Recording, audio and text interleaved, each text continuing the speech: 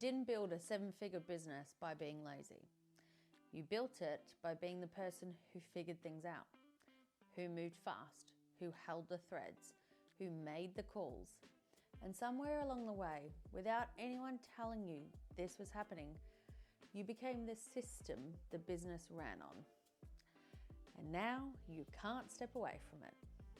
Not without things breaking, not without your phone going off, not without coming back to a stack of decisions that waited for you, because the business doesn't know how to make them without you. Decision fatigue, the kind that makes founders feel heavy and mentally crowded all the time, is not a discipline problem. It's an architecture problem.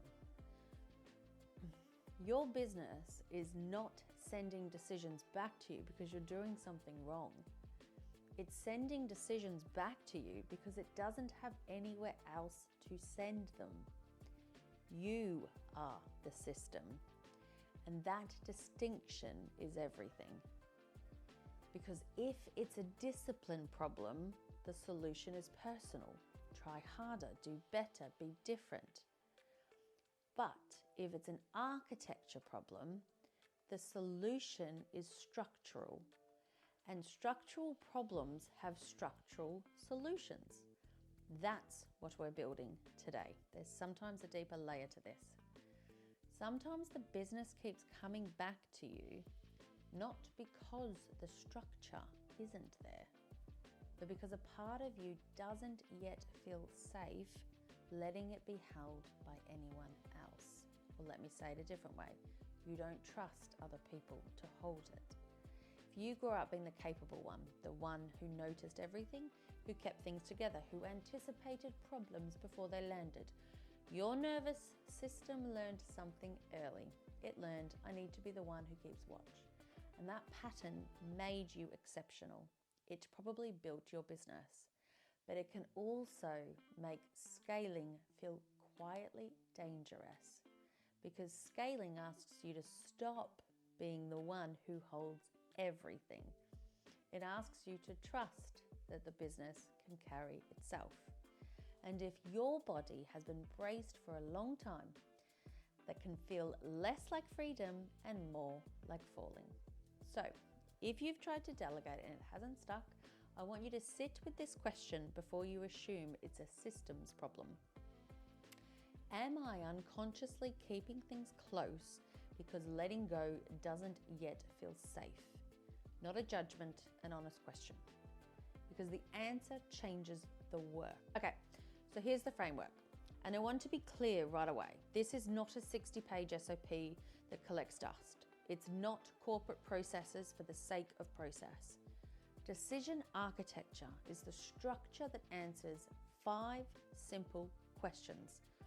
Who decides? What's the standard? When does this need me? When does it not?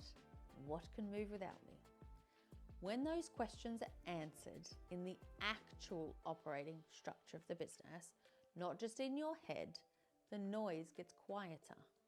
Layer 1, decision categories. Not every decision belongs to you, but in most founder-led businesses I've worked in, that's never been defined. There are founder-only decisions, major positioning shifts, pricing philosophy, senior hires, partnerships that shape the future of the company. Those do belong with you.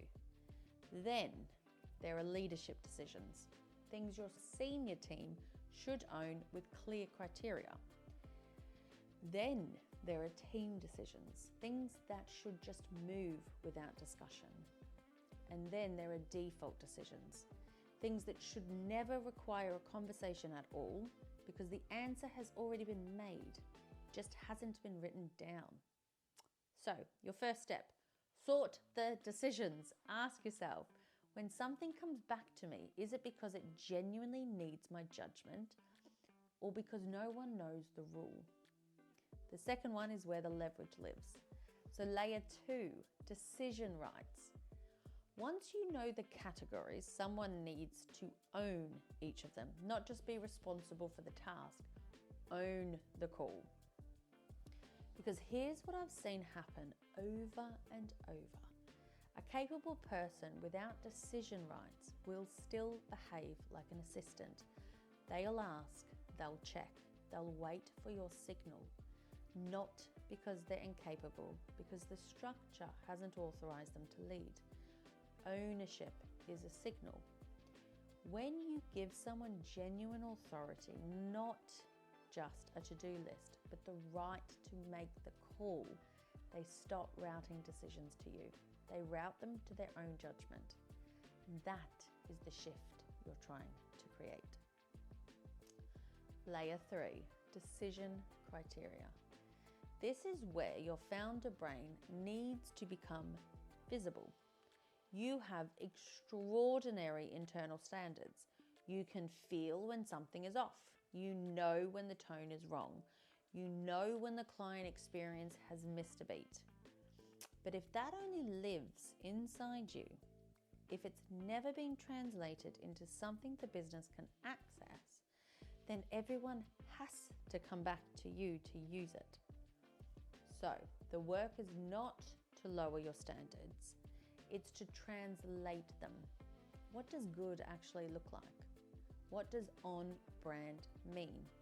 What makes something client ready? When you answer those questions, even briefly, even imperfectly, you give the business a way to hold your standard without draining your time. Your instinct becomes operational. That's not removing the magic. That's teaching the business to carry it. Layer 4, decision cadence. Not every decision deserves immediate access to your energy. A lot of founder fatigue actually doesn't come from big decisions. It comes from constant micro interruptions. A message arrives, you answer. A question appears, you switch. A query comes in, you pause your own work. All day, your nervous system is being pulled out of depth and into reaction. You don't have to be available to every decision the moment it appears. Some decisions belong in a weekly review. Some belong in a team meeting. Some belong to a CEO day where you're doing strategy, not responding to noise. Building rhythm into the business, regular cadences, defined communication windows, clear times for decisions to be brought, is one of the highest leverage things a founder can do. Because a business without rhythm will always feel louder than it needs to be. Layer 5, escalation rules. This is the final layer. This one is simple, but it changes everything. What actually comes to you. Not everything, not nothing, the right things. You might decide, bring it to me if it affects revenue over a certain threshold. Bring it to me if it changes the client promise. Bring it to me if it creates reputational or financial risk. Bring it to me if the team has worked through the decision framework and still needs founder judgment. That is a completely different invitation than bring it to me because we're not sure. Uncertainty is not always a founder level problem. Sometimes uncertainty just means the team needs clearer criteria.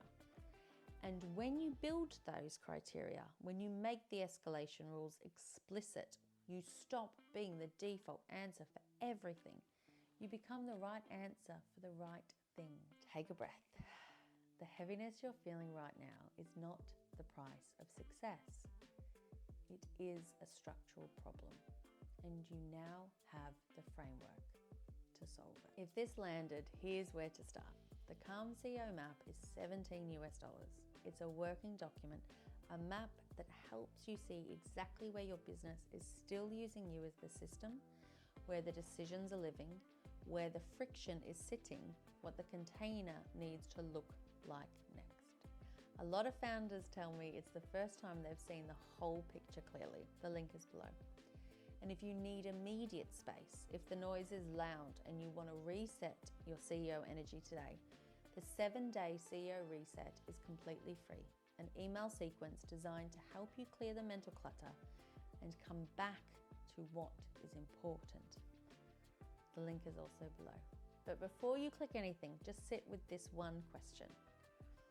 Where is the business still using me as this system? Not with judgment, with curiosity. Because what keeps coming back to you is almost always showing you exactly where the next layer of structure needs to be built. As always, I'll see you in the next video.